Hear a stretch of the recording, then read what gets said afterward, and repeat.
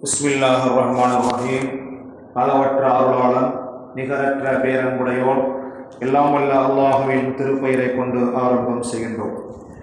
மேன்மை மிக்க அல்லாஹுவின் நல்லடியார்களே, இன்றைய கடமையான ஃபஜ்ருடைய தொழுகையை நிறைவேற்றிவிட்டு அல்லாஹுக்கு பிடித்தமான அவருடைய பள்ளியிலே அமர்ந்திருக்கக்கூடிய பாக்கியத்தை பெற்ற பெருமக்களே, மேலும் வீட்டிலே யாரெல்லாம் தொழுது கொண்டிருக்கின்றார்களோ அப்பேற்பட்ட தாயுள்ளம் படைத்த தாய்மார்களே, அல்லாஹ் நம் எல்லோருக்கும் உடல் ஆஃபியத்தையும் பரக்கத்தான வாழ்வையும் தந்தருள்வானாக. பேராற்றல் மிக்க அல்லாஹ்வின் படைப்புகளில் ஏராளமான படைப்புகள் மனிதனின் அறிவுக்கு சிந்தனையை தருகின்றன. வானம், பூமி, மழை, காற்று, சூரியன், சந்திரன், இரவு, பகல், காற்று, நீர், இவைகள் அனைத்தையும் மனிதன் தனது அறிவை கொண்டு சிந்தனை செய்ய கடமைப்பட்டிருக்கின்றான். வயுனஸ்ஸிலுல் கைஸ் என்று திருக்குர்ஆனிலே இறைவன் ஒரு வசனத்தை குறிப்பிடுகின்றான். மழை பெய்யும் என்ற கல்வியை அல்லாஹ்விடத்திலே வைத்திருக்கின்றான். மழை எப்போது பொழியும் என்ற வார்த்தை குறித்து திருக்குர்ஆனிலே இறைவன் சொல்லக்கூடிய இந்த வார்த்தையின் விளக்கத்தை நாம் பார்க்கும்போது, மழை பெய்யும் என்று மனிதன் ஆராய்ச்சி செய்து சொல்கின்றான். சில நேரம் அது உண்மையாகவே நடக்கின்றது. அது எப்படி நடக்க முடியும்?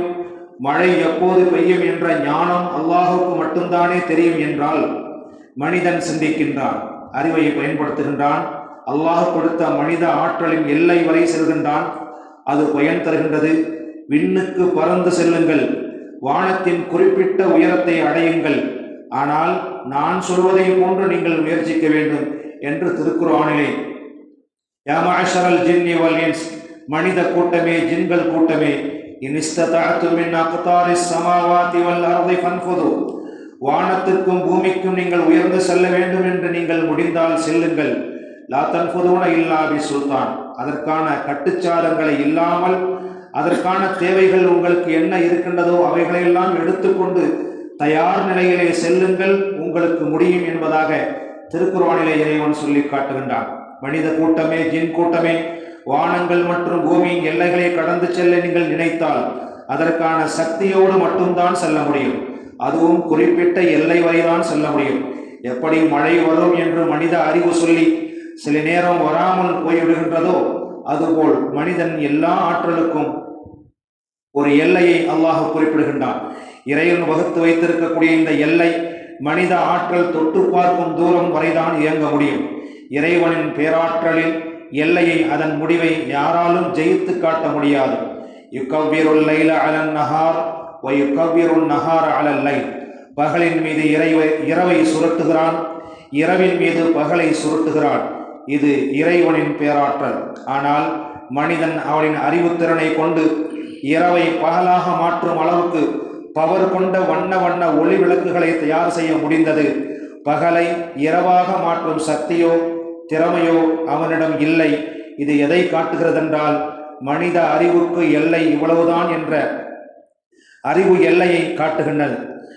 வல்லாஹு காலிபுன் அலா அம்ரிஹி, அல்லாஹ் எதிலும் ஜெயித்து காட்டக்கூடியவனாக இருக்கிறான் என்று தன்னை பற்றி இறைவன் திருக்குர்ஆனிலே சொல்லி காட்டுகின்றான். மனித ஆற்றலுக்கு தோல்வியை தரும் என்று தெரிந்தும் 10-15 வருடங்களுக்கு முன்பாக செயற்கை மழை உண்டாக்கும் திட்டத்தை அரசாங்கம் செயல்படுத்தியது. அது வந்த இடம் தெரியாமல் காணாமல் போய்விட்டது. அல்லாஹு காலிபுன் அலா அம்ரிஹி, இறைவன் தன் விஷயத்திலே ஜெயித்து காட்டக்கூடியவனாக இருக்கின்றான். அல்லாஹ் மனிதனை பார்த்து கேட்கின்றான், நீங்கள் குடிக்கின்ற குடிநீர், அதாவது தண்ணீரை வானத்திலிருந்து இறக்கியது நீங்களா அல்லது நானா? நான் நினைத்தால் அதே குடி தண்ணீரை உப்பு தண்ணியாக மாற்றிவிட முடியும். எனவே நீங்கள் எனக்கு நன்றி செலுத்த வேண்டாமா என்று திருக்குர்ஆனிலே இறைவன் சொல்லி காட்டுகின்றான். உலகத்திலே மிக மிக மிக சுத்தமான தண்ணீர் எது என்று திருக்குர்ஆன் சொல்லி காட்டுகின்றது. வஅன்ஸல்னா மினஸ் ஸமாஇ மாஅன் தஹூரா, வானத்திலிருந்து இறக்கி அருளப்படக்கூடிய மழையின் மூலமாக கிடைக்கக்கூடிய நீர்தான், தண்ணீர் தான் உலகத்திலே ஆகச் சிறந்த சுத்தமான தண்ணீர் என்பதாக திருக்குர்ஆனிலே இறைவன் சொல்லி காட்டுகின்றான். பேராற்றல் மிக்க ரப்புல் ஆலமீனுடைய படைப்புகளை சிந்தித்து அவனுக்கு வணங்கி வழிபடக்கூடிய நன்மக்களாக அல்லாஹ் நம் எல்லோரையும் ஆக்கி அருள் புரிவானாக.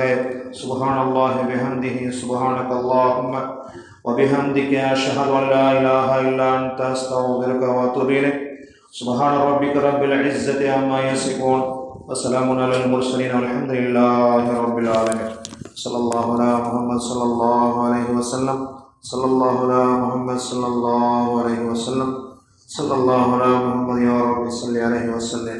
السلام عليكم ورحمة الله وبركاته.